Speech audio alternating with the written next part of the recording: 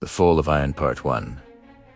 The day the sky burned, they found pieces of the suit scattered across 3 city blocks. I was there that day. Where Manhattan doesn't evacuate anymore.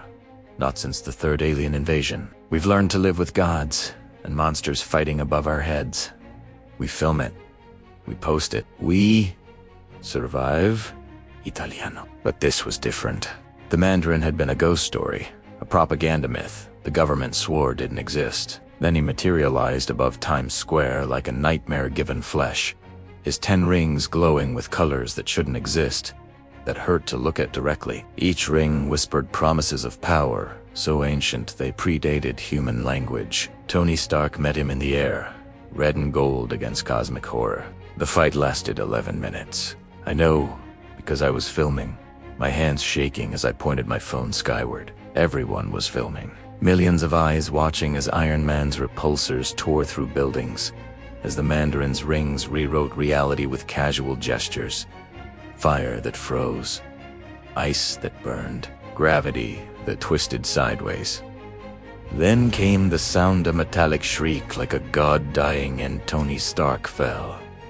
Not the suit, the man inside it. The Mandarin caught him midair, suspended him there for everyone to see. From the ground, Tony looked so small, so fragile, without his armor. The Mandarin spoke then, and his voice echoed in our skulls rather than our ears. Your age of iron gods is over. I am what comes next. He didn't kill Tony quickly. That would have been mercy. Instead, he used the reality ring, the purple one, that pulsed like a diseased heart. Tony's body began to change, to twist. His skin took on a metallic sheen, but wrong, corrupted. The arc reactor in his chest, a thing keeping him alive, began to spread like cancer through his body, converting flesh to cold machinery. We watched him scream. We heard it echoing off every building.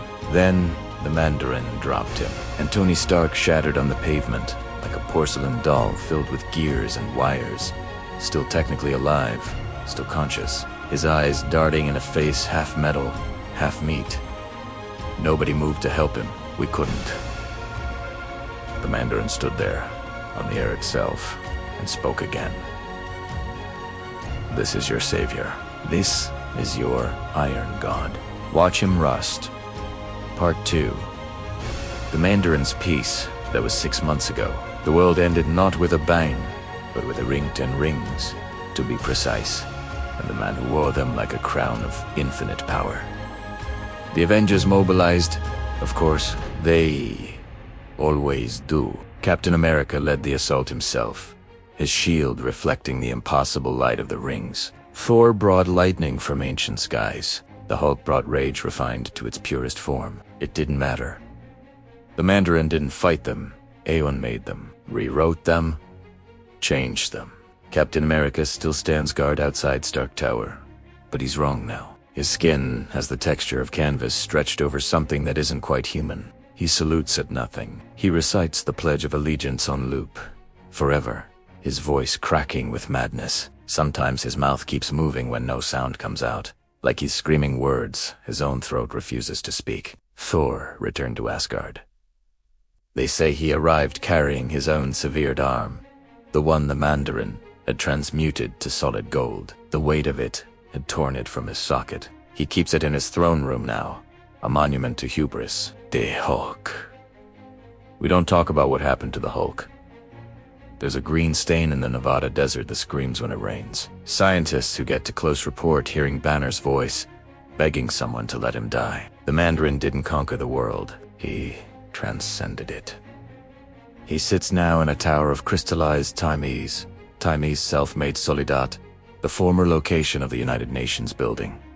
He makes no demands, issues, no proclamations. He simply exists, and his existence rewrites the rules of reality around him. Governments have stopped governing. What's the point? Any law, any border, any weapon can be unmade with a gesture. Currencies collapsed, armies disbanded, religions splintered into 1,000 cults, each interpreting the Mandarin differently.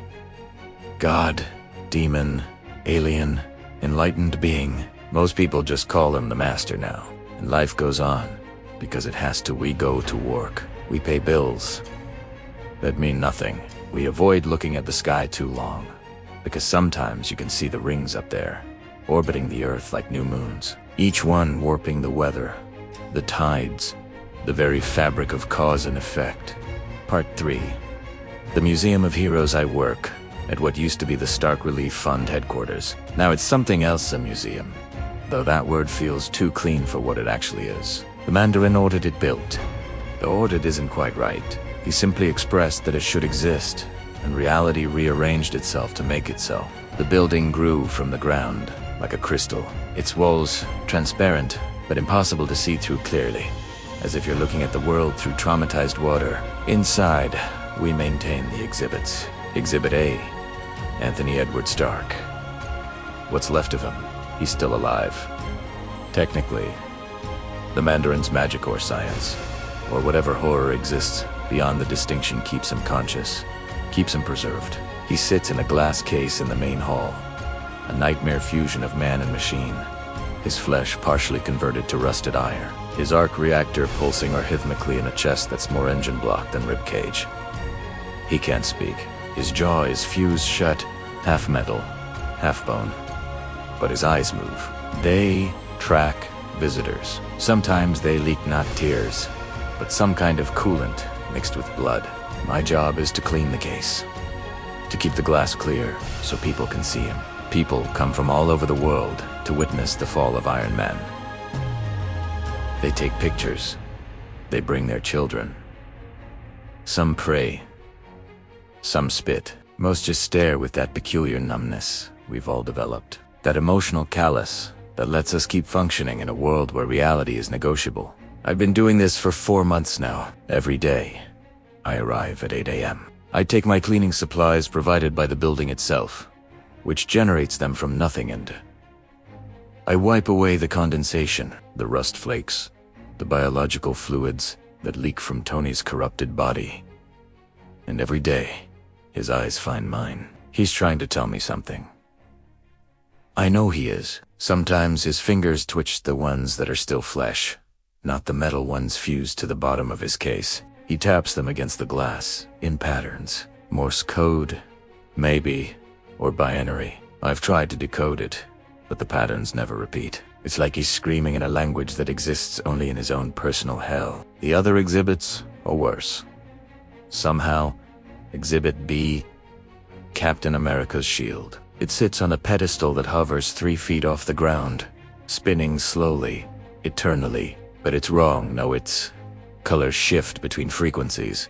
Human eyes weren't meant to process. Stare at it too long and you start seeing things. Alternate histories where the Axis won, where the Avengers never formed, where Steve Rogers died in the ice. The shield doesn't reflect light anymore. It reflects possibilities, and all of them are terrible. Exhibit C, Thor's hammer. Mjolnir sits cracked in 2, each half suspended in a field of gravity so intense it warps the air around it. You can feel it pulling at you from across the room, pulling at your bones, your blood, your sense of self. 3 visitors have gotten too close. They're part of the exhibit now, stretched thin across space. Their screaming faces visible in the distortion if you know where to look. Exhibit D, the Hulk's rage. This one is just a box, a small black cube about 6 inches on each side. It sits in the center of a circular room, alone. The walls are padded. Sometimes you can hear screaming coming from inside the cube, not just any screaming, but rage so pure it transcends sound and becomes something you feel in your teeth, your marrow, your soul. I was told never to open it. The building itself told me, whispering the warning through its crystalline walls. Inside that box is everything Bruce Banner ever held back, everything the Hulk ever was, compressed down to a singularity of pure, unending fury. If it ever got out, well, it won't. The Mandarin made sure of that. Part 4. The message. It was on my 97th day of cleaning Tony's case that I finally understood the pattern. His fingers had been tapping the same sequence all morning, faster than usual. More desperate tap-tap, bloodshot. The whites yellowed with jaundice or rust poisoning, impossible to tell which. I brought my notebook. the one I'd been using to record his tappings. Pages and pages of meaningless sequences that led nowhere, that formed no words in any language or code I knew. But that day, I saw it. Not a code, a rhythm, a heartbeat. His original heartbeat from before the arc reactor, before Afghanistan, before everything that made him Iron Man. It was the rhythm of a human heart, healthy and whole, and he was tapping it out like a prisoner, tapping on cell walls, like a reminder that he used to be human. I pressed my hand against the glass. His eyes locked onto mine, and for just a moment, I saw past the horror of what he'd become. I saw Tony Stark, the man, the genius, the asshole with a heart of gold. I saw him seeing me, really seeing me, acknowledging that I understood. Then his fingers changed rhythm tap. Tap tap. Tap tap dash tap dash tap dash tap.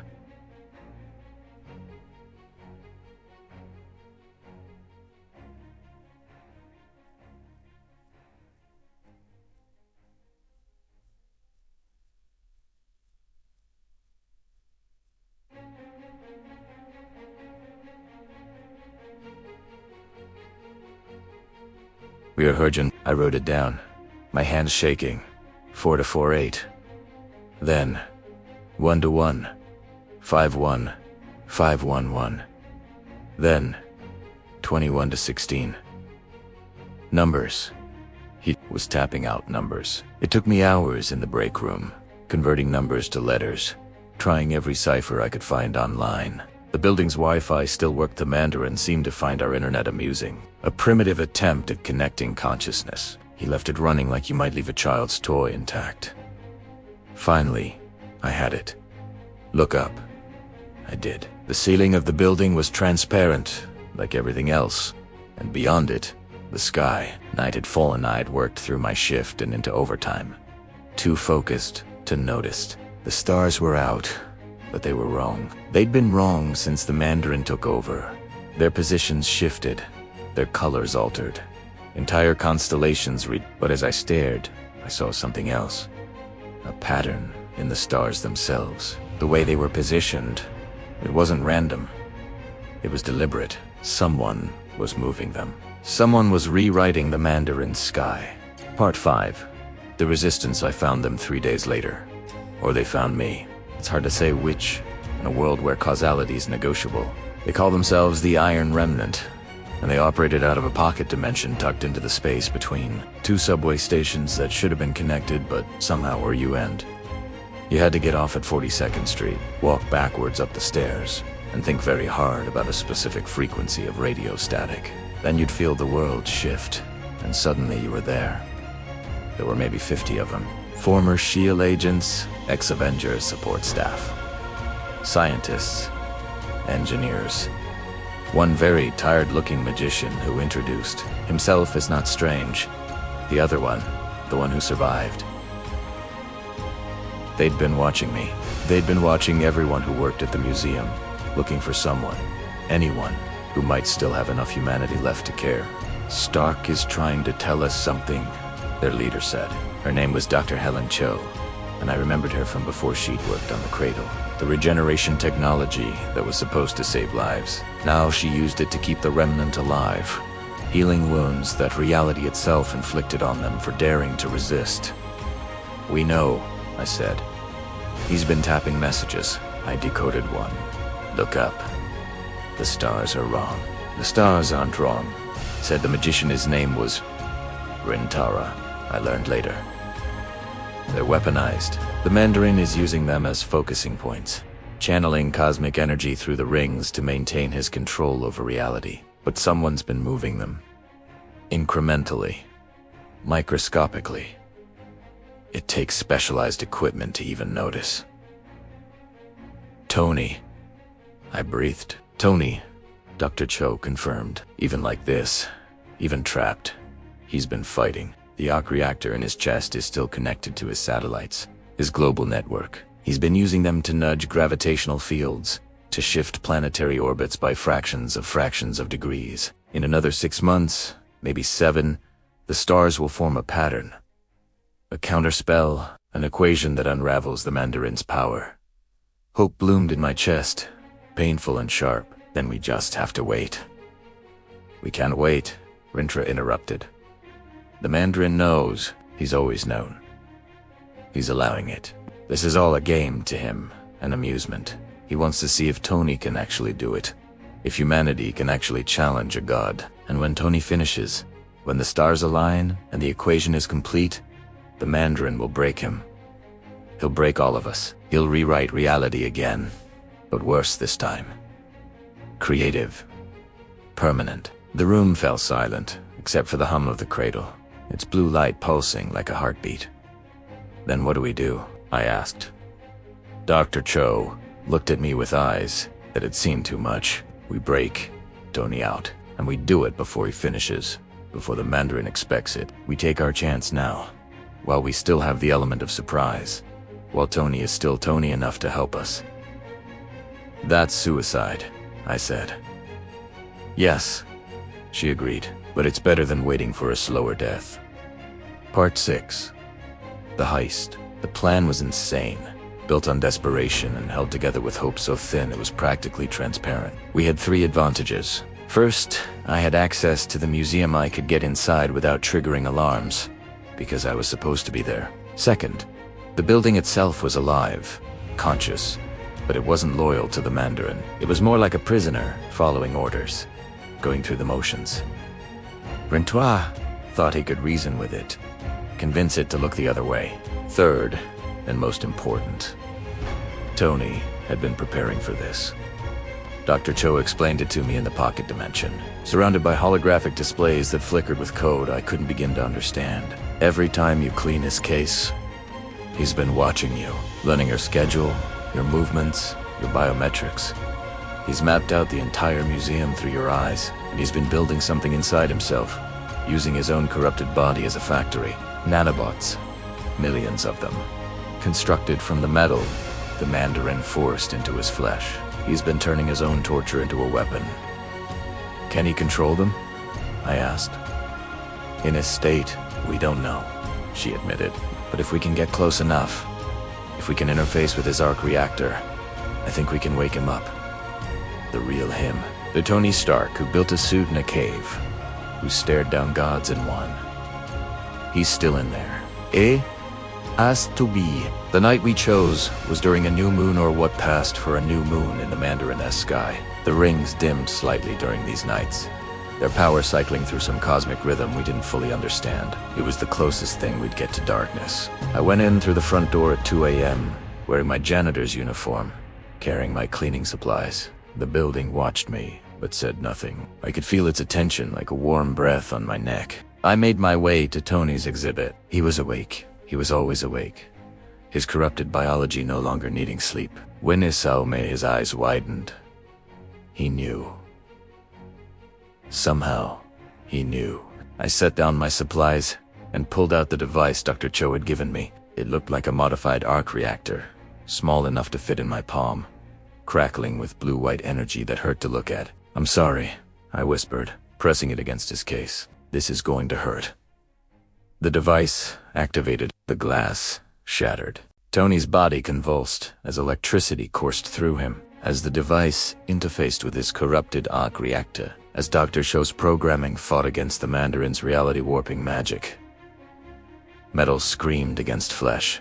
Flesh screamed against metal. Blood and oil and something that was neither leaked from every seam in his body. And then his mouth opened. Not physically, his jaw was still fused shut, but he opened it anyway, forcing reality to bend, forcing his will to overcome the Mandarin's curse. Nanobots poured out like silver blood, millions of them, coating his body, rebuilding, restructuring. The building screamed. An alarm shrieked through dimensions I couldn't perceive. The Mandarin knew. Go! Tony's voice, distorted and digitized, barely recognizable but unmistakably his. Get him out. Get everyone out. The museum's walls became transparent, truly transparent, and I could see them all now, every exhibit, every captured hero, every monument to the Mandarin's victory. They were all starting to wake up, to move, to break free. Captain America tore himself from his post outside, his canvas skin ripping, revealing something raw and human underneath. Thor's severed arm exploded from its case, gold melting back into flesh, reaching for its owner across impossible distances. The box containing the Hulk's rage began to crack, and above us all, the tower of crystallized time began to collapse as the Mandarin descended, his rings blazing with colors that unmade reality itself. Part 7. The fall again. Tony Stark stood up, not fully. Not like before. His body was still a nightmare of flesh and metal, still corrupted, still broken. But the nanobots gave him structure, gave him mobility. He looked like a man wearing armor made from his own skeleton. Terrible and beautiful and utterly beyond saving. "You knew I'd try this," Tony said. And he wasn't talking to me. He was talking to the Mandarin, who materialized in the center of the room like a thought made flesh, his 10 rings orbiting his body in impossible geometries. "Of course," the Mandarin replied, his voice echoing in our bones. "I've been waiting. Did you really think I'd let you move my stars without noticing? Did you think any of this wasn't by my design?" Tony smiled, and it was the saddest thing I'd ever seen. "Yeah," he said. "I did. Because that's your weakness. You're so far beyond us that you can't imagine we'd try anything genuinely stupid. You expect genius moves, 5-dimensional chess. But this," he tapped his corrupted chest, and the arc reactor pulsed once, twice, 3 times. "This is just a man with a bomb." I understood then. We all understood. The nanobots weren't building a new suit. They were building a detonation device. Tony had converted his entire body into a weapon, had transformed the Mandarin's curse into the ultimate sacrifice play. "You'll destroy yourself," the Mandarin said. And for the first time, I heard something in his voice that might have been respect. "Completely. Permanently. There will be no resurrection, no second chances. The energy you'll release will annihilate your consciousness across all possible timelines." "I know," Tony said, "but I'll take you with me. And that's good enough. Will you?" The Mandarin raised one hand, and the purple ring, the reality ring, began to glow. "Or will I simply rewrite this moment? Make it so you never built those nanobots, never planned this rebellion? I could reach back through time and prevent you from ever thinking of this. I could make it so the thought itself never existed in any version of reality." "You could," Tony agreed. "But you won't. Because you're bored. Because we're the only interesting thing that's happened to you in centuries. Because deep down, underneath all that cosmic power, you're just a scared little man who's afraid of being irrelevant." The Mandarin's eyes narrowed, and Tony Stark detonated. Epilogue. The after I'm writing this 6 weeks later, in a world that's broken but breathing. Tony's explosion didn't kill the Mandarin. We knew it wouldn't. You can't kill something that exists beyond death. But it hurt him. It damaged him. It proved that he could be hurt, and that proof changed everything. The Mandarin retreated to his tower, wounded, to repair the cracks Tony had forced into his being. The rings still orbit the Earth, still warp reality, but their influence is weakened. Governments are reforming. Armies are rebuilding. The Avengers Schwartz, left of them, are gathering again. Captain America remembers who he is now. Though he bears scars, no medicine can heal. Thor has reclaimed his arm, though the experience of its loss has humbled him. The Hulk's rage was released, but then and Bruce Banner speaks to me sometimes through the green stain in the desert, his voice carried on radioactive winds. Tony Stark is gone. Not dead. Death would be too simple. He scattered himself across the explosion, converted his consciousness into energy, into light, into the quantum foam that underlies all reality. Sometimes, late at night, when I'm working in the rebuilt Stark Industries tower, I can feel him, a whisper in the electrical systems, a ghost in the machine. He's still fighting, even now, even like this. He's still moving the stars. The Mandarin will recover, eventually. And when he does, the war will resume. But we bought time, we booed dope. We bought proof that gods can bleed. I keep Tony's last words written on a piece of paper in my pocket. Did you really think any of this wasn't by my design? But he wasn't talking to the Mandarin. I realize now, he was talking to himself. Every moment of his torture, every second of his corruption, he was planning, preparing, building toward this one moment of defiance. Tony Stark lost, but he lost on his own terms. And in a world ruled by a god who controls everything, that loss was the most human victory possible. The sky is still wrong. The stars still trace patterns that hurt to perceive. The Mandarin still sits in his tower, wounded but not defeated, waiting for his strength to return. But when I look up now, I see something else too. I see Iron Men scattered across the cosmos, a constellation of defiance burning in the dark. And I remember that sometimes losing is just another way to fight.